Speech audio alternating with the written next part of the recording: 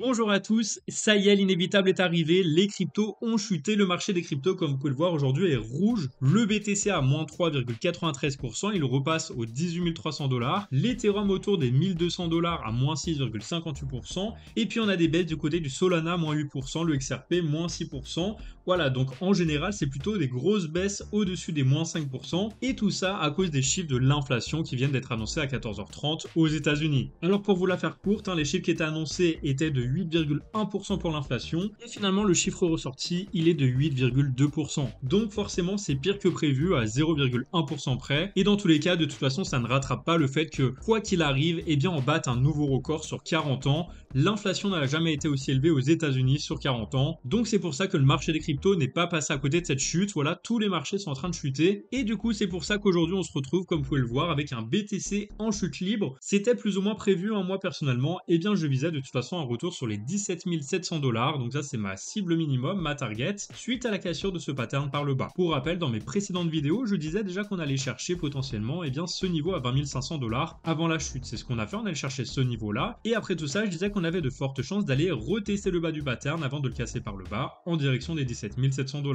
Bref, on y est presque arrivé aux 17 700 $, et regardez l'Ethereum, on est presque arrivé à mon objectif à 1160 $. Bon bah voilà, mon analyse est terminée, puisque de toute façon, on atteint presque les objectifs. Comme vous pouvez le voir, on vient d'une tendance baissière, on a fait tout un range et finalement on est parti dans une direction, on a presque touché la target. Qu'est-ce que je pourrais bien vous montrer de plus étant donné qu'on a presque atteint ses objectifs? C'est pas avec ça concrètement que je vais pouvoir vous dire bah on va aller chercher beaucoup plus bas ou alors on va rebondir maintenant ici, maintenant qu'on est allé chercher ça, on peut rebondir. Bah non, là concrètement moi je peux rien vous dire de plus à part qu'on va aller chercher les 1160 très probablement et sur le BTC eh bien les 17 700 $. Mais bon, comme vous le savez, si vous suivez mes analyses, eh bien vous savez que j'ai des objectifs un peu plus long terme, donc on va regarder ça tout de suite.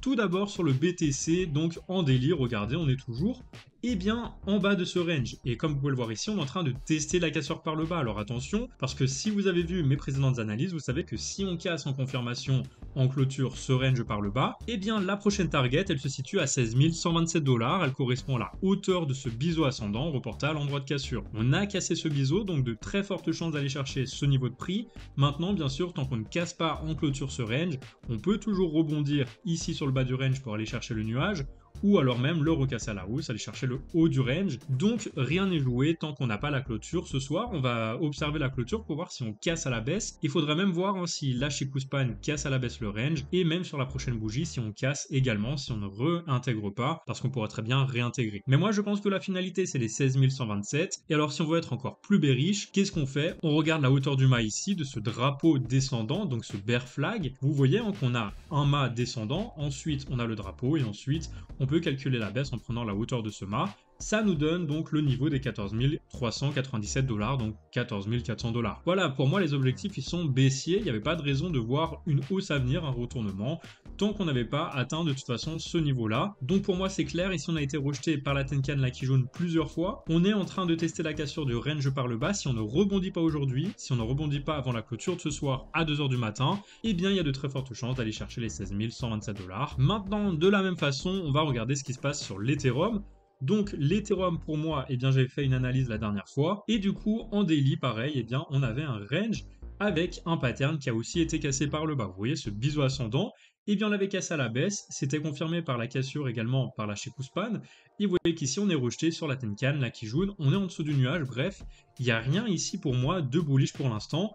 Et comme je le dis sur Twitter, je l'ai dit d'ailleurs aujourd'hui, regardez sur ce que j'ai publié, voilà, il faut que j'aille sur mon profil bien sûr, j'ai dit le problème de certains traders ici, c'est qu'ils cherchent à aller contre la tendance. Pourquoi se compliquer la vie quand il suffit en fait de chercher des setups qui suivent la direction du marché? Tant que les news bullish ne feront aucun effet, cherchez du short. Pourquoi je dis ça? Parce qu'il y a quelques jours, on a eu une annonce par rapport à Google qui se lançait tout simplement dans le paiement en crypto-monnaie de ses services cloud. Donc pour moi, voilà, j'ai annoncé ça ici le 11 octobre, et bah cette annonce, elle aurait dû faire un effet. Voilà, quand on est en bull run, en théorie, les prix rebondissent grâce à ce genre d'annonce. Et bien ici, qu'est-ce qu'on a fait? On a strictement rien fait. Les cryptos étaient stables, voire même ont chuté. Donc pour moi, tant qu'on ne réagit pas à ce genre d'annonces, qui sont quand même très très importantes pour l'écosystème et pour l'avenir des cryptos, eh bien on peut s'attendre à des chutes des cryptos. Donc moi, pour l'instant, on est toujours en bear market. On n'a pas d'inversement de marché. Tant qu'on n'a pas d'inversement de structure, qu'on ne repasse pas au-dessus des précédents plus hauts ici qui sont de plus en plus bas, eh bien on reste de toute façon dans des tendances baissières et donc on cherche des setups baissiers. C'est pour ça qu'ici, mon objectif de cassure, c'est une cassure par le bas du range en direction des 762 $ qui correspondent à la hauteur du biseau ascendant reporté à sa cassure. Bien sûr, je peux me tromper, on peut rebondir encore ici et recasser à la hausse, mais tant qu'on ne recasse pas ce niveau des 1800 $, moi je reste bearish. Bon voilà, je pense que vous l'avez compris, donc je suis bearish sur les cryptos et regardons maintenant ce que ça donne avec les cryptos que j'ai analysés cette semaine en vidéo. Alors qu'est-ce que j'avais analysé? J'avais analysé le Cardano, on va donc regarder le Cardano. Le Cardano, il a donc cassé son triangle par le bas. J'avais analysé ce triangle, j'avais dit soit il va casser par le haut, ce qui est fort peu probable étant donné qu'il était en dessous de la Tenkan, de la Kijun et du nuage, ou soit il casserait par le bas en direction des 0,24. Bon bah regardez, hein, on a cassé par le bas ce triangle, donc moi mon scénario c'est quoi? Eh bien c'est qu'on va supprimer ça, tant qu'en tout cas on repasse pas au-dessus du nuage. Pour moi on est en tendance baissière, on vient en plus d'une tendance baissière, donc c'est un triangle de continuation qui devrait nous emmener vers les 0,24 qui correspondent à la hauteur du triangle reporté à l'endroit de cassure. Ici donc le VET, j'avais aussi ce triangle, j'avais dit qu'il y avait de fortes chances d'aller chercher au niveau des 0,02 étant donné que de toute façon c'était un triangle de continuation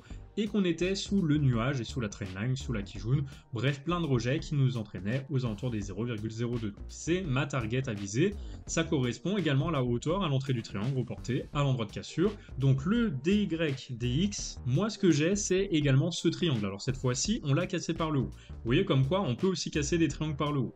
Seulement le problème c'est que j'ai peur quand même qu'ils suivent la tendance des principales cryptos, donc on va rester méfiant. Personnellement de toute façon je ne traite pas cet asset, mais comme vous me l'aviez demandé dans les commentaires, eh bien je l'ai analysé et je vous ai dit que tant qu'on restait au-dessus du nuage de la trendline et puis de la Kijun de la Tenkan, on avait de fortes chances d'aller chercher les 1,63, pourquoi pas en faire un contre-tendance, donc aller chercher ce niveau-là qui correspond à la hauteur du triangle, reporté à l'endroit de cassure. Maintenant, je privilégie plutôt les shorts, donc je regarde surtout les shorts qu'on propose sur les autres cryptos.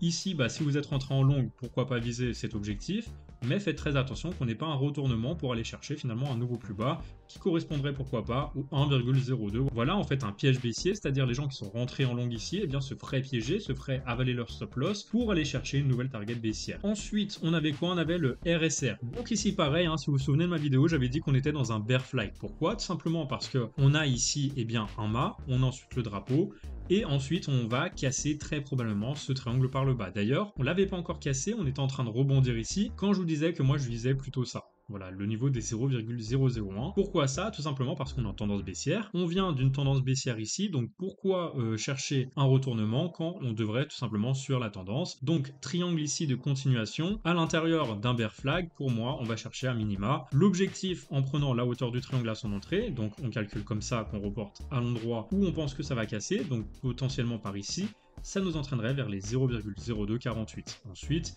si on va chercher ça, très probablement on ira chercher le niveau suivant à 0,00199. Donc ensuite on a le cake, et là je suis assez content de moi parce que j'avais vu ce biseau d'élargissement ascendant. On était plutôt par ici, si je me souviens bien, et j'avais dit que soit on pouvait créer un W, dans ce cas on pourrait rebondir, mais pour moi il y avait de fortes chances, de fortes probas de casser en direction des 4,01. Et regardez, on y est presque, on est à 4,15. Donc là c'est encore une fois un très joli trade. J'avais pris la hauteur reportée à l'endroit de cassure. Donc pour moi on ira chercher ce niveau là et ensuite à voir si on parvient à rebondir ou si on va chercher un nouveau plus bas. Pour l'instant je ne ferai pas de nouvelle analyse étant donné que j'ai rien qui va permettre en fait de calculer un nouvel objectif tant que j'ai pas atteint celui-ci. Ensuite le FTT, donc on peut retourner sur le FTT. Donc encore une fois, qu'est-ce que j'avais? J'avais un bear flag. Donc le mât, le drapeau, cassé par le bas. Il me semble même qu'on l'avait pas encore cassé par le bas quand j'avais fait l'analyse. Et du coup, ça déclenche une target à 19,83. Si vous voulez être plutôt safe, calculez la target de hauteur de ce triangle, pourquoi pas. Ça sera un peu plus court, mais au moins vous aurez plus de chances de prendre un TP. Et là, vous voyez qu'on arrive presque à l'objectif à 21,90. Dans tous les cas, je pense qu'on ira chercher cet objectif. et ensuite eh bien, celui des 19,83. Alors le flux ici c'est pareil, hein, donc on avait un triangle qui avait été cassé par le bas, donc on était sous la Tenkan, sous la Kijun, sous le nuage, et sous la trendline, donc en théorie comme on était rejeté sous ce niveau de support, on va chercher le prochain support aux alentours des 0,60 $. J'avais dit qu'on irait par palier parce qu'on a quand même des niveaux de support très importants ici. On avait celui-ci qui a cédé, donc on allait sur le deuxième, et maintenant si on casse les 0,60, on ira chercher les 0,40. Donc à surveiller, mais dans l'idéal, eh bien, on devrait aller chercher l'objectif. Deux cassures de ce triangle, j'ai pris la hauteur ici, reporté à l'endroit de cassure, ça nous donnera un retour sur les 0,23 $. Après, on a le link. Donc ici, pareil, on avait identifié un bear flag, donc le mât, ensuite le drapeau et puis le flag. On avait dit hein, que s'il cassait par le bas, eh bien, on ira chercher le niveau des 3,84 et ensuite, pourquoi pas, ce niveau des 2,89. Donc là, j'avais calculé déjà l'objectif safe hein, de cassure de ce triangle. En théorie, on a de fortes chances d'aller chercher ça et ensuite à voir si on va chercher les 100% du coup de ce drapeau au niveau des 2,87. Dans tous les cas, ça on peut le supprimer maintenant parce que tant qu'on ne repasse pas au-dessus des 9,67, on reste dans une tendance baissière indiquée par la précédente tendance. Le GRT après, on avait donc ce triangle ici, un triangle de continuation également, cassé par le bas et donc en théorie on va chercher les 0,0525 et ensuite pourquoi pas ce niveau des 0,294. Donc ça c'est mes deux objectifs, tant qu'on ne repasse pas au-dessus du nuage aux alentours des 0,12. Ensuite, on a le GLD, donc Elrond, il n'a pas encore cassé son triangle, vous voyez comme quoi, eh bien, ça a été très précis ici sur le haut du pattern. On pourrait presque déjà supprimer ça, et franchement, je pense qu'on ira chercher les 24,04. Pourquoi? Bah parce qu'on a été rejeté, qu'on a recassé du coup le nuage à la baisse. Bon, c'est pas encore clôturé, mais je pense qu'on va recasser tout ça à la baisse. Si en tout cas on suit la logique sur les autres crypto-monnaies, eh bien en théorie là aussi on devrait casser ce pattern par le bas, et du coup aller chercher ce niveau-là, donc ça fait quasiment un divisé par 2 par rapport à niveau où on se situe. Donc attention à ceux qui en possèdent,